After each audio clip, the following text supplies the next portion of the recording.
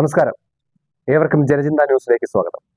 2022 പുറത്തിറങ്ങിയ ഒരു സാധാരണക്കാരന്റെ നിയമ പോരാട്ടത്തിന്റെ കഥ പറയുന്ന ഇന്നാ താൻ കേസോട് എന്ന സിനിമയിൽ കുഞ്ചാക്കോ ബോബൻ പറയുന്ന വളരെ പ്രസിദ്ധമായ ഒരു വാക്യമുണ്ട്. കയ്യൂക്കുള്ളവൻ എന്നും സാധാരണക്കാരനോട് പറയുന്ന ഒരു കാര്യമുണ്ട്. എന്തെങ്കിലും പ്രശ്നമുണ്ടാകുമ്പോൾ, നിനക്കെന്തെങ്കിലും പരാതി ഉണ്ടെങ്കിൽ എന്നാ നീ പോയി കേസ് കൊടുക്കണം. അത് സാധാരണക്കാരന് ഈ കോടതി വ്യവഹാരങ്ങൾ താങ്ങാനുള്ള ശേഷിയില്ല എന്ന ഉത്തമ ബോധ്യം ഉള്ളതുകൊണ്ടാണ് അങ്ങനെ ഒരു പ്രയോഗമുണ്ടായത്. ഒരു പരാതി നൽകിക്കഴിഞ്ഞാൽ കോടതിയിലെടുക്കുന്ന കാലതാമസം, അതുപോലെ തന്നെ അയാൾക്കുണ്ടാകുന്ന ധനനഷ്ടം, ഇതൊക്കെ ഒരു സാധാരണക്കാരന്റെ നിയമ പോരാട്ടം നടത്തുന്നതിന് ഒട്ടനവധി പ്രതിസന്ധികൾ ഉണ്ടായിക്കൊണ്ടിരിക്കുന്നു. ഇത്തരം ധാരണകളെ മാറ്റിമറിക്കുന്ന തരത്തിലുള്ള ഒരു ആശയവുമായാണ് തദ്ദേശ സ്വയംഭരണ സ്ഥാപനങ്ങളുടെ ഓംബുഡ്സ്മാനായി സേവനമനുഷ്ഠിക്കുകയും അതോടൊപ്പം തന്നെ ശബരിമല പുല്ലുമേട് ദുരന്ത അന്വേഷണ കമ്മീഷൻ, മത്സ്യത്തൊഴിലാളി കടാശ്വാസ commission, Nadar commission, EWS commission തുടങ്ങിയ വിവിധ മേഖലകളിൽ പ്രവൃത്തി പരിചയമുള്ളതും ഇപ്പോൾ കേരള സർവകലാശാല, ആരോഗ്യ സർവകലാശാല എന്നിവയുടെ എത്തിക്സ് കമ്മിറ്റി ചെയർമാനുമായി സേവനമനുഷ്ഠിക്കുന്ന ജസ്റ്റിസ് MR ഹരിഹരൻ നായർ പുതിയൊരു ആശയം മുന്നോട്ട് വയ്ക്കുന്നു. ആ ആശയം എന്ന് പറയുന്നത് ഗ്രാമകോടതികൾ എന്നതാണ് ആശയമാണ്. ആ ഗ്രാമകോടതികൾ എന്താണെന്നും ഗ്രാമകോടതി എങ്ങനെയാണ് പ്രവർത്തിക്കുന്നത്, അത് ജനങ്ങൾക്ക്, സാധാരണക്കാരന് എത്രമാത്രം പ്രയോജനപ്രദമാണ് എന്നും സാധാരണക്കാരന്റെ പരാതികളെ പരിഹരിക്കുന്നതിന് വേണ്ടിയിട്ടുള്ള എത്രമാത്രം പ്രയോജനപ്രദമായിട്ടുള്ള ഒരു മാർഗമാണ് ഗ്രാമകോടതികൾ എന്നത് ജസ്റ്റിസ് MR ഹരിഹരൻ നായർ ജനചിന്തയോട് വിശദീകരിക്കുന്നു. നമസ്കാരം സർ. എനിക്ക് പറയാനുള്ളത്, നിയമരംഗത്ത് ഇപ്പോഴുള്ള ചില ബുദ്ധിമുട്ടുകളെ പറ്റിയും അതിന് പരിഹാരം കണ്ടെത്താനുള്ള ശ്രമത്തെ പറ്റിയുമാണ്. ഇപ്പോൾ ഇന്ത്യയിലെ ഏത് സ്റ്റേറ്റിലെ ആളുകളോടും നിയമരംഗത്തെ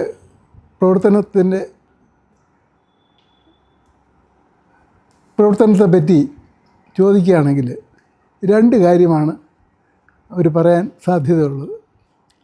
ഒന്ന്, കാലതാമസം. ഒരു തർക്കവുമായിട്ട് കോടതിയിൽ പോയാൽ ആദ്യത്തെ തലത്തിൽ തന്നെ ചിലപ്പോൾ 2-3 വർഷം വേണം ഒരു വിധി കിട്ടാൻ. അതിൽ തൃപ്തനല്ലെങ്കിൽ നമുക്ക് അപ്പീൽ കൊടുക്കാം. അപ്പീൽ സബ് കോടതിയിലോ ജില്ലാ കോടതിയിലോ ആയിരിക്കും, കേസിൻ്റെ വാല്യുവേഷൻ അനുസരിച്ച്. അത് അവിടെ തീരുമാനിച്ചാലും അത് അവിടെ 2-3 വർഷം എടുക്കും. അത് കഴിഞ്ഞ് പിന്നെ ഹൈക്കോടതിയിൽ തന്നെ ഡിവിഷൻ ബെഞ്ചിൽ അപ്പീൽ കൊടുക്കാൻ പ്രൊവിഷനുണ്ട്. അവിടെയും വർഷങ്ങളുടെ കാലതാമസം ഉണ്ടാകാം. പിന്നെ സുപ്രീം കോടതി. ഇതെല്ലാം കഴിഞ്ഞ് കയ്യിൽ കിട്ടുന്നത് ഒരു ഡിക്രി എന്ന് പറയുന്ന വിധിന്യായത്തിൻ്റെ ചുരുക്കമുള്ള ഒരു കടലാസാണ്. അതായത് ഇത് അനുവദിച്ചിരിക്കുന്നു. അപ്പോഴും നമുക്ക് അതിൻ്റെ ഫലം കയ്യിൽ കിട്ടുന്നില്ല. ഫലം കയ്യിൽ കിട്ടണമെങ്കിൽ വീണ്ടും കോടതിയിൽ പോയി വിധി നടത്തുന്ന നടപടി എന്ന് പറഞ്ഞുകൊണ്ട് അതും ചില കേസുകളിൽ വർഷങ്ങളോളം നീണ്ടുപോകും. ചുരുക്കത്തിൽ പ്രായോഗിക തലത്തിൽ ഒരു തുക കിട്ടാനുള്ള ആളോ ഒരു വസ്തു കിട്ടാനുള്ള ആളോ ഒരു കേസുമായിട്ട് ഇറങ്ങിയാൽ ചിലപ്പോൾ അയാളുടെ ജീവിതകാലത്ത് തന്നെ അത് തീരണമെന്നില്ല. ഇങ്ങനെ ഒരുപാട് കാലതാമസം വരുന്നത് ഒരു പ്രശ്നം.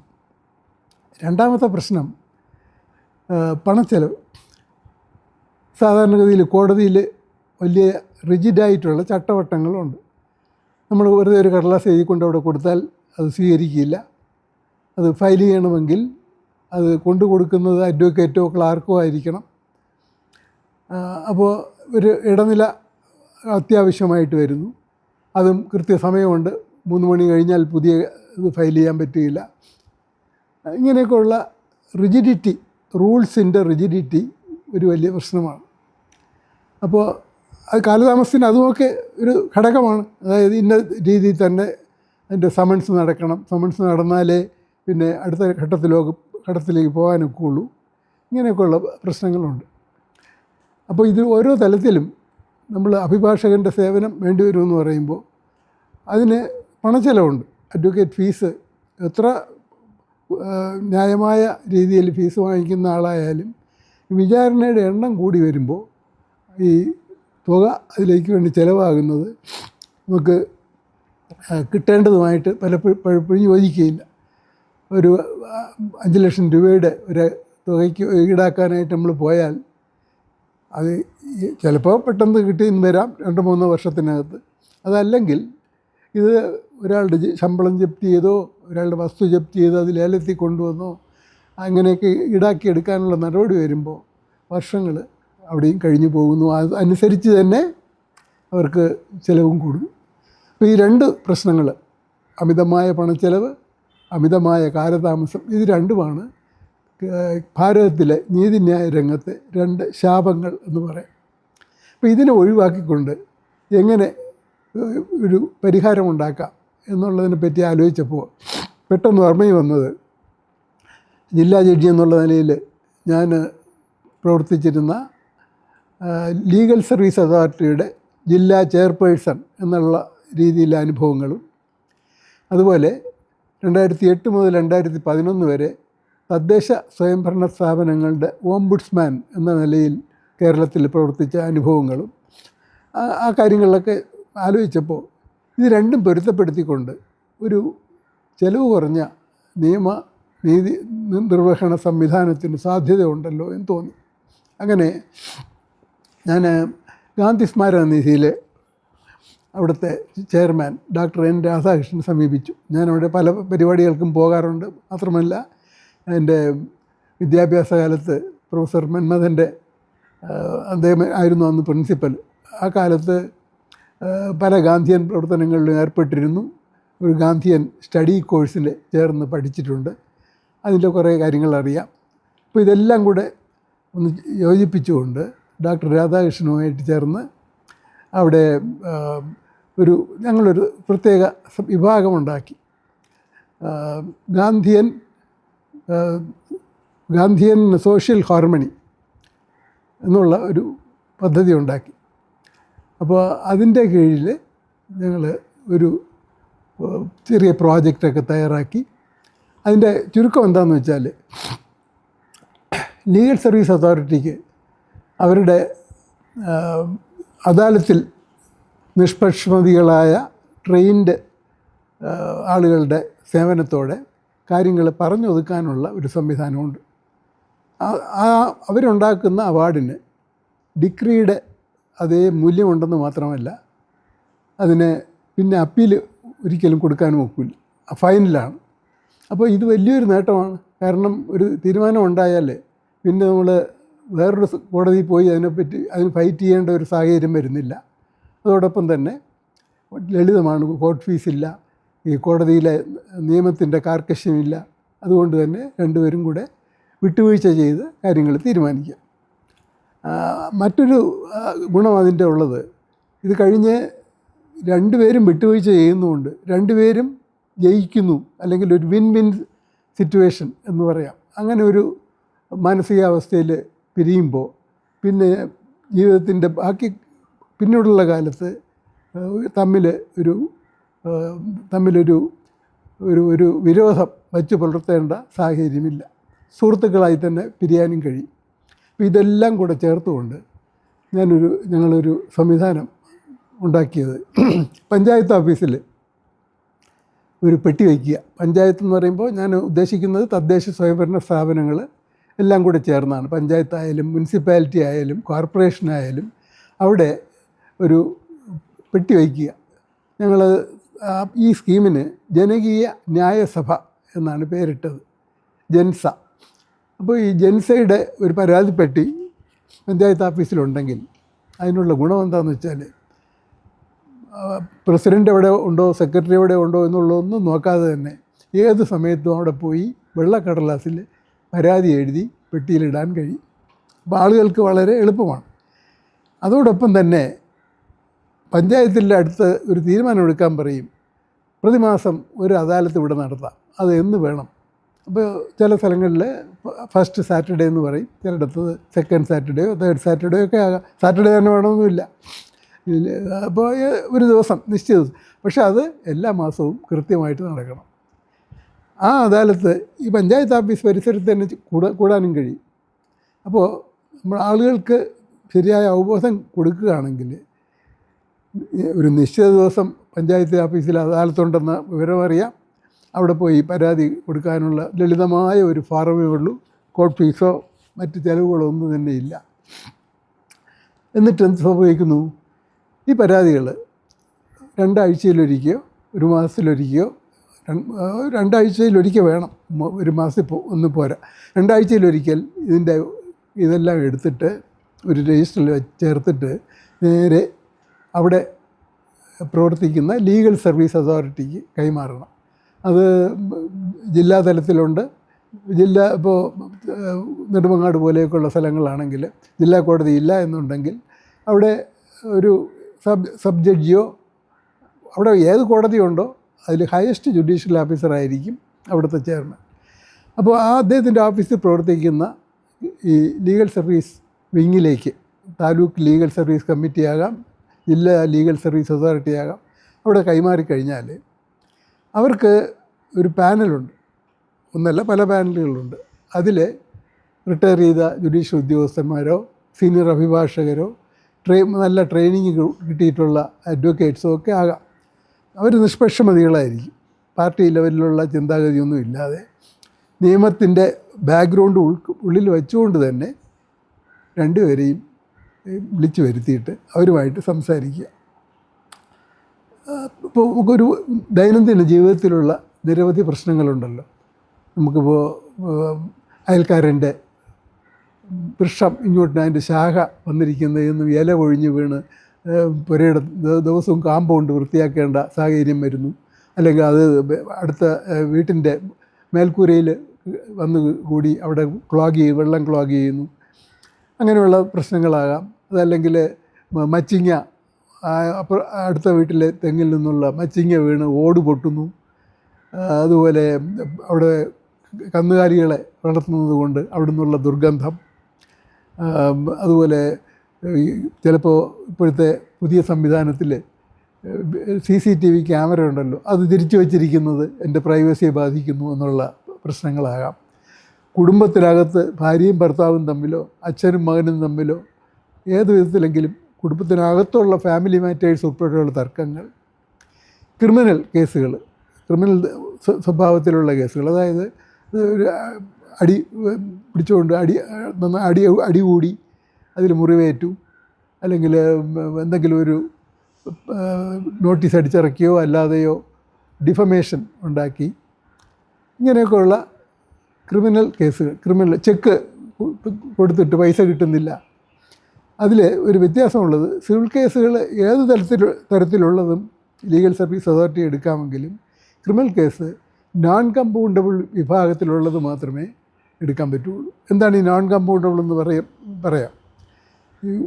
വലിയ സീരിയസ് ആയിട്ടുള്ള കുറ്റങ്ങളുണ്ടല്ലോ, കൊലപാതകം, ബലാത്സംഗം, തീവയ്പ്പ്, അത്തരത്തിലുള്ള വലിയ കുറ്റങ്ങളെ ഈ നോൺ കമ്പൗണ്ടബിൾ എന്ന ഒരു വിഭാഗത്തിലാണ് പ്രൊസീജിയർ കോഡിൽ ഉൾപ്പെടുത്തിയിരിക്കുന്നത്. എന്താണെന്ന് വെച്ചാൽ അത് കക്ഷികൾ തമ്മിൽ പറഞ്ഞു തീർത്താലും കേസ് നിലനിൽക്കും.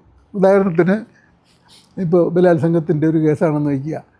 ഇത് കഴിഞ്ഞ് കുറ്റവാളി പറയുകയാണ്, ഞാൻ നിന്നെ വിവാഹം കഴിച്ചോളാം. അത് ചിലപ്പോൾ നടന്നെന്ന് വരും, നടന്നില്ല എന്ന് വരും. അതുപോലെ മറ്റു തരത്തിലുള്ള, ഇപ്പോൾ ഒരു കൊലപാതകം നടന്നു, വധിക്കപ്പെട്ട ആളിൻ്റെ കുടുംബാംഗങ്ങൾ എന്ന് പറയുന്നത് ഞങ്ങൾക്ക് കേസില്ല എന്ന് പറഞ്ഞാലും ആ കേസുകൾ അത്തരത്തിൽ അവിടെ തീരാൻ പറ്റുകയില്ല. അത് തെളിവെടുത്ത് കോടതി തന്നെ തീരുമാനിക്കണം.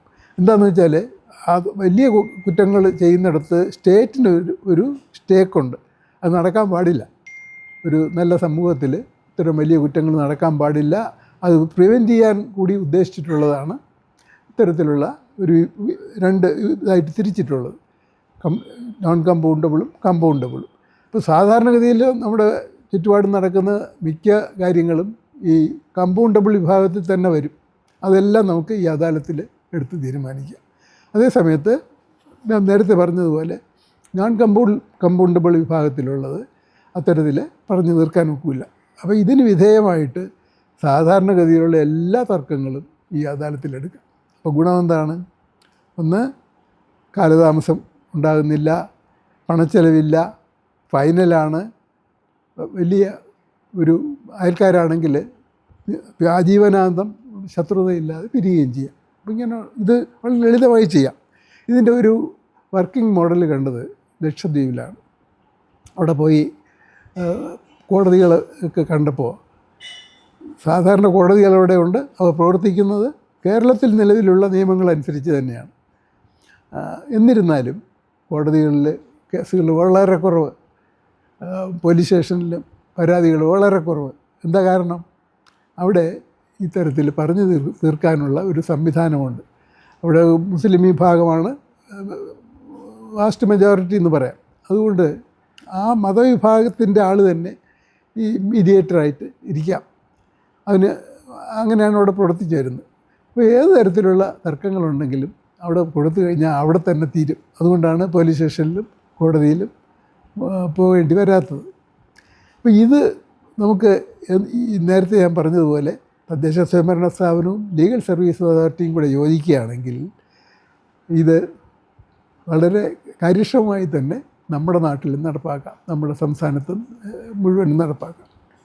അപ്പോൾ ഇത് ഈ മാതൃക ഒരെണ്ണം എഴുതി ഒരു രൂപരേഖ നൽകിക്കൊണ്ട് ഞാൻ ആദ്യം ചെയ്തത് എൻ്റെ തന്നെ ജന്മസ്ഥലമായ വെങ്ങാനൂർ പഞ്ചായത്തിലെ അന്നത്തെ പ്രസിഡൻറ്റിനെ സമീപിച്ചു. ഇങ്ങനെ ഒരു സംവിധാനം നമുക്ക് നടപ്പാക്കാൻ കഴിയും, ആളുകൾക്ക് വളരെ പ്രയോജനപ്രദമാകും, സഹകരിക്കുകയാണെങ്കിൽ. അപ്പോൾ അദ്ദേഹം പറഞ്ഞു, ഒരു ദിവസം വന്ന് പഞ്ചായത്ത് ഓഫീസിൽ വരിക, അവിടുത്തെ മറ്റ് മെമ്പേഴ്സിനെ എല്ലാം ഞാൻ വിളിച്ചു വരുത്താം, അവർക്കതൊന്ന് വിശദീകരിച്ച് കൊടുക്കുക, നമുക്കത് നടത്താൻ കഴിയും.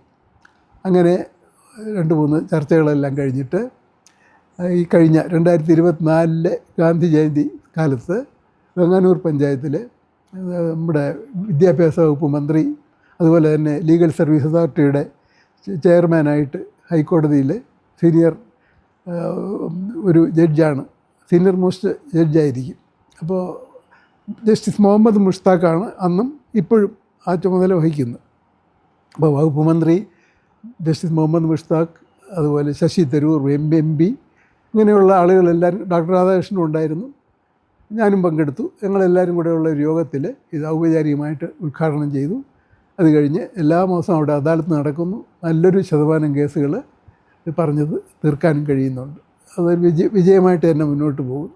അപ്പോൾ ഈ ഒരു പൈലറ്റ് പ്രോജക്റ്റ് ഇനി ഒരു മുനിസിപ്പാലിറ്റിയിലും കോർപ്പറേഷനിലും കൂടെ നടപ്പാക്കണം എന്നാണ് ഞങ്ങൾ കണക്ക് കൂട്ടിയത്. അപ്പോൾ അതിന് ആദ്യം മുന്നോട്ട് വന്നത് കൊച്ചി കോർപ്പറേഷനാണ്. അവിടെ 6 സോണൽ ഓഫീസുകളിലും പെട്ടിവെച്ച് ഈ സംവിധാനം നടപ്പാക്കാൻ അദ്ദേഹം അവിടുത്തെ മേയർ മുന്നോട്ട് വന്നതിനെ തുടർന്ന് 24/3/2025 അതായത് 4 മാസത്തിന് മുമ്പ് കൊച്ചി കോർപ്പറേഷനിലും ഇത് ഉദ്ഘാടനം ചെയ്തു. അത് ഉദ്ഘാടനം ചെയ്തത് നിയമവകുപ്പ് മന്ത്രി ശ്രീ രാജീവായിരുന്നു. അവിടെയും ബാക്കി അവിടുത്തെ പ്രധാനപ്പെട്ട ആളുകളെല്ലാം അതിൽ പങ്കെടുത്തു. അങ്ങനെ കൊച്ചി കോർപ്പറേഷനിലും ഇത് നടന്നു വരുന്നുണ്ട്. പിന്നെ ഇനിയുള്ളത് ഒരു മുനിസിപ്പാലിറ്റിയാണ്. അതിന് തയ്യാറായിട്ട് വന്നത് പിറവ മുനിസിപ്പാലിറ്റിയാണ്. അങ്ങനെ പിറവ മുനിസിപ്പാലിറ്റിയിൽ 30/5 ഒരു 1.5 മാസമല്ലേ ആയുള്ളൂ, അപ്പോഴാണ് അവിടെ അത് ഉദ്ഘാടനം ചെയ്യപ്പെട്ടത്. അവിടെയും അത് നല്ല രീതിയിൽ പ്രവർത്തിച്ചു വരുന്നു. അപ്പോൾ ഈ 3 സ്ഥലത്തെയും അനുഭവങ്ങളുടെ വെളിച്ചത്തിൽ അടുത്ത കാര്യം ഞങ്ങൾ ചെയ്തത്, പഴയ ചീഫ് സെക്രട്ടറിയും അതുപോലെ വളരെ കാലം തദ്ദേശ സ്വയംഭരണ വകുപ്പ് മന്ത്രിയുമായിരുന്ന ശ്രീ SM വിജയാനന്ദിനെ സമീപിച്ച് അദ്ദേഹത്തിൻ്റെ സഹകരണത്തോടെ ഒരു പ്രോജക്റ്റ് റിപ്പോർട്ട് അതിന് കൂടെ കൊടുക്കാനുള്ള ഒരു മെമ്മോറാണ്ടം ഓഫ് അണ്ടർസ്റ്റാൻഡിങ് MOU എന്ന് പറയില്ലേ, അത് ഒരെണ്ണം തയ്യാറാക്കിയിട്ട് ഞങ്ങൾ ഇപ്പോൾ ചെയ്തിരിക്കുന്നത് ലീഗൽ സർവീസ് അതോറിറ്റിക്ക് അതിൻ്റെ അംഗീകാരത്തിന് അയച്ചിരിക്കുകയാണ്.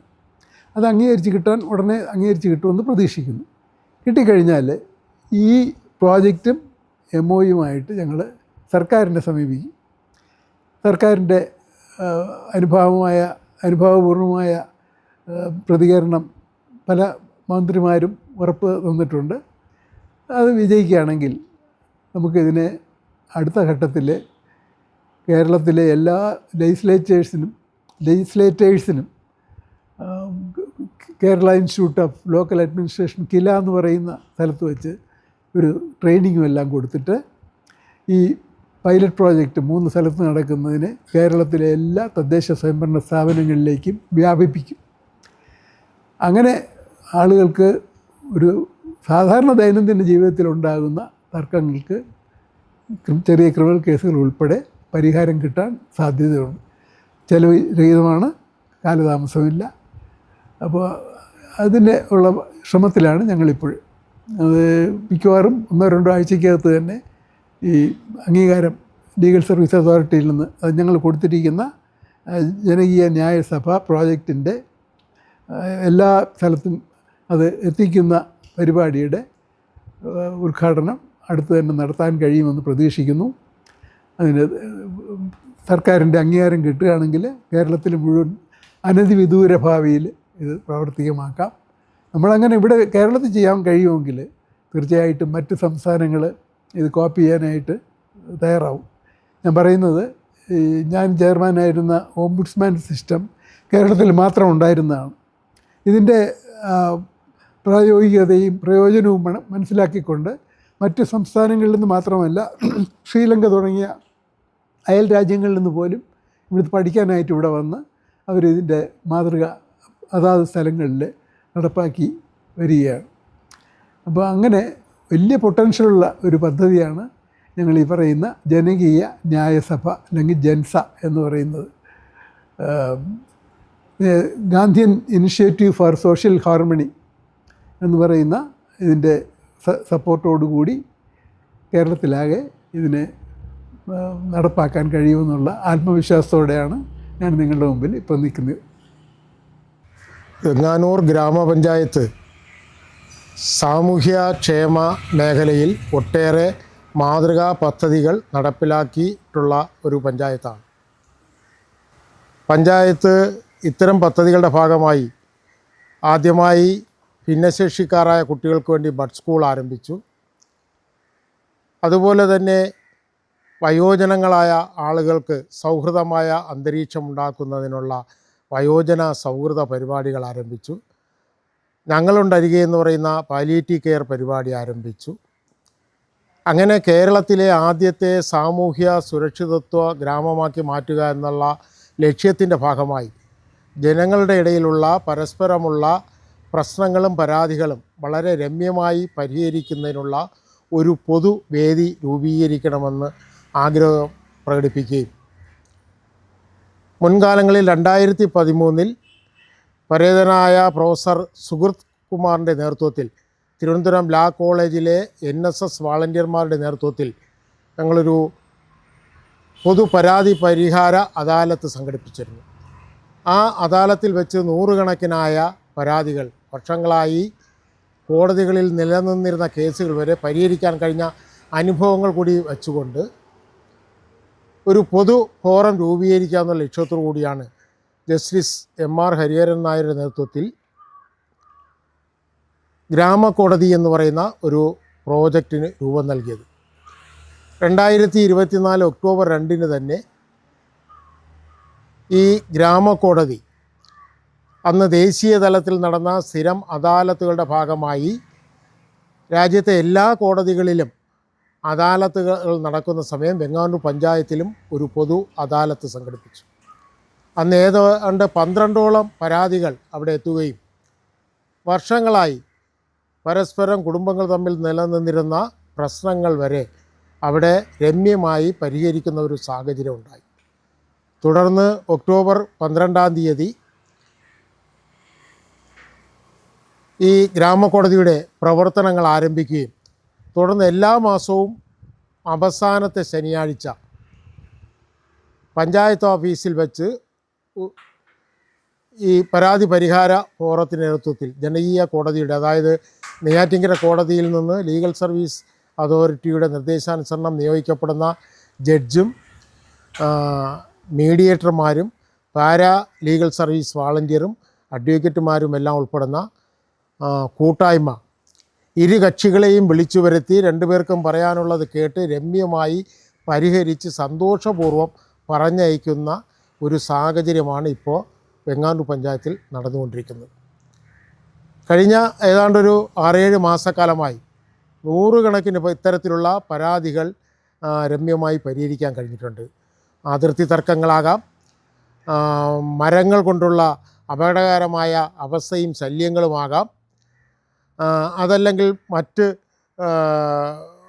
പ്രശ്നങ്ങളാകാം, സാമ്പത്തികമായ ഇടപെടലുകളാകാം, കുടുംബപരമായ പ്രശ്നങ്ങളാകാം, വയോജനങ്ങൾ മുതിർന്ന പൗരന്മാർ നേരിടുന്ന പ്രശ്നങ്ങളാകാം.